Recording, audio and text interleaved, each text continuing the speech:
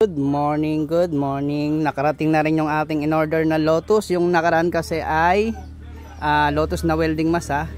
So nung nakaraan kasi mga kapigmate ay kulang ng lens. So ito yung lens na nagkulang nung nakaraan. So mabait naman yung seller at pinadala. Ay hindi pala pinadala, pinalta ng bago. Kinuha sa akin yung yung unang pinadala nila, tapos nagpadala ng bago. Tapos ngayon, ano nyo, napakaganda niya mga kapigmate. Yan. So napakaganda niya, napakalinaw. So napakaganda pa ng napaka-quality. So kitang-kita natin yung natin. So ito nasubukan ko na, napakaganda. Medyo may kabigatan siya, pero napakaganda niya mga kapigmate. Talagang hindi nakakapagsisi na ito yung in-order ko. So ang kagandahan nito mga kapigmate, mga ka-welder natin dyan, so may adjustan siya. So pwede natin adjust yung pinaka dark niya, tapos yung sensitivity, tapos yung delay ng pag block niya ng spark. Kaya napakaganda. So yung link, sabay ko na dito, nandito rin sa post natin yung link na to. So napakaganda mga kapigmate. So hindi ako nagsisisi sa lahat ng binibili kong parang pinaka-investment na rin natin to. Sa grinder natin, Lotus.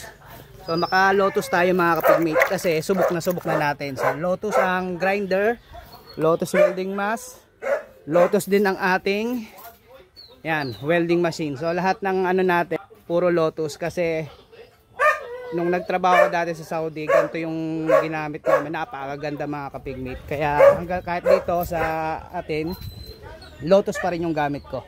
So hindi ako binibigo nito. Salamat Lotus. So ito na yung dalawa, nakalabas na.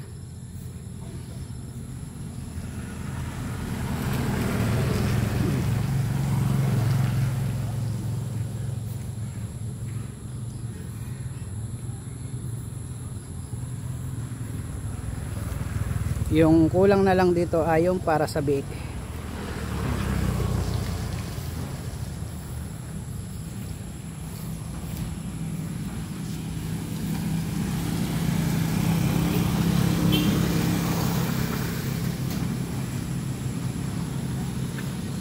Para sa biik sa kapintura.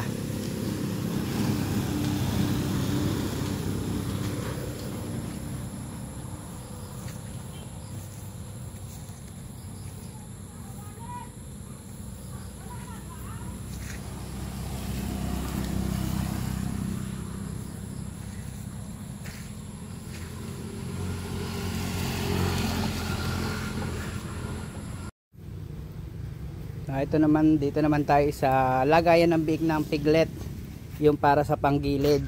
Ayan. Ang sukat nito ay 2 feet by 7 feet. Ayan. 2 feet 2 feet by 7 feet. Ayan. Yung haba niya 7 feet. Ayan. 7 feet yung haba niya. So yung parawing pen naman natin doon ay ang sukat nun ay 3 feet by 7 feet. Pag naidikit na to doon, pag nailagay na doon sa parawing pen natin sa panggilid niya, magiging sukat ng parawing pen natin ay 7 feet by 7 feet. Yan. So sa mga piglet, 2 feet ang lawak ng paglalaro. So magiging 4 feet ang total. Yan.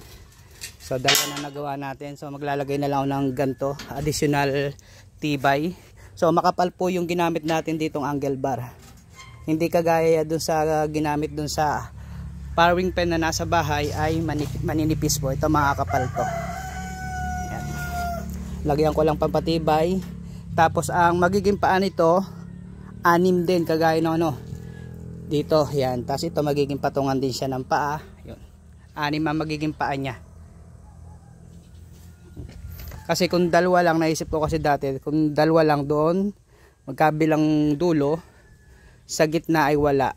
Matibay, sabihin natin, hindi naman siya yung bababa, pero mas maganda na yung tibayan pa. So ayan na. So hapon na naman. Ito pa lang natapos natin ngayon. So target ko kasi nito 3 days matapos na.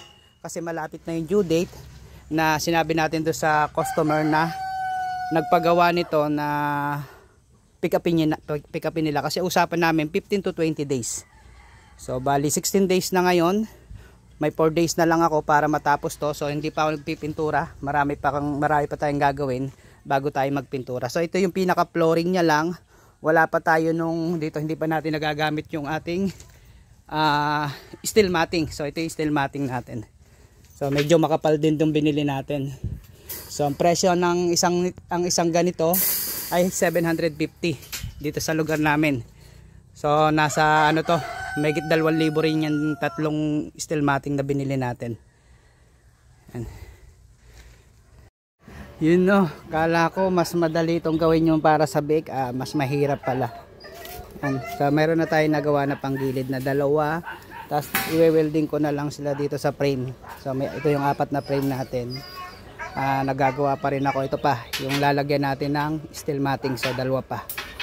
Pagkatapos natin yan, ito, ganito ang itsura nya. Yan. So 7 feet ang haba nito. Yan. Baka bukas ko pa to magawa-gawa ng may pipick up na yun ng ano natin, ng mga biik. So, madami-dami pa to. Pero mas madali na itong magawin kaysa dun sa ano, yun sa nauna natin. Yan. Naka-ready na naman to, nakakat na lahat, pati mga paa nakakat na lahat sila. Yan, i-welding na lang. So, yan.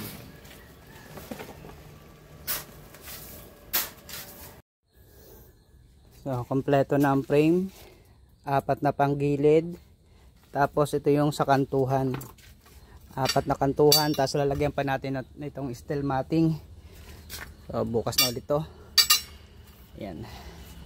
So, ang taas lang ng ating gagawin para sa ano, sa panggilid ng mga piglet ay 2 feet lang. So, hindi ko abutin ng 2 feet. So, 22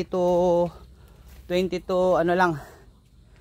22 inch lang or ano 22 inch or 56 cm yung taas niya lang, yung pinaka pangharang sa piglet. So ito naman yung pinaka kantuhan nung pangharang, yan 56 cm lang yung taas niya. Sa lapad naman, sa taas naman yan na 22 cm, tapos sa lapad yung sa haba 7 feet. Ito naman 2 feet. 2 feet ang lapad niya. Ang taas niya naman ay 22 inches or 56 cm. 56 cm nga. So ayan. Medyo pagod na. Hindi pa rin tapos, wala pa yung paa. So pero mga nakating ko na. Dito tayo nahirapan, kala ko mapapadali tayo dito. So medyo matatagalan pa pala. Ayan. So ito na lang yung ating materyales, kukunti na lang. Pero patapos na rin naman tayo. Ayan. Ito pa pala. So lalagyan pa natin ito ng itong frame, lalagyan pa natin siya ng pangsalo ng plastic matting. So ito na yung mga plastic matting natin. So naka-order na ako. Yan. Then bali kailangan natin ay 22 pieces na plastic matting para dun sa 2 farrowing pen. Yan. So ito. So nasa ano lang yan. Nasa 2,500 yung dalawa. Yan. 2 set natin. Bale 20 pieces, so magdadagdag pa tayong 2 piraso pa. So ayan. Sa ano naman, sa pinakapaan naman ay ano lang to. 21 cm lang. Yan. Yung sa taas nito dito, yan. Para saktong-sakto doon sa ano natin, sa farrowing pen na nandoon. So ligpit na muna ako. Magandang hapon sa inyong lahat.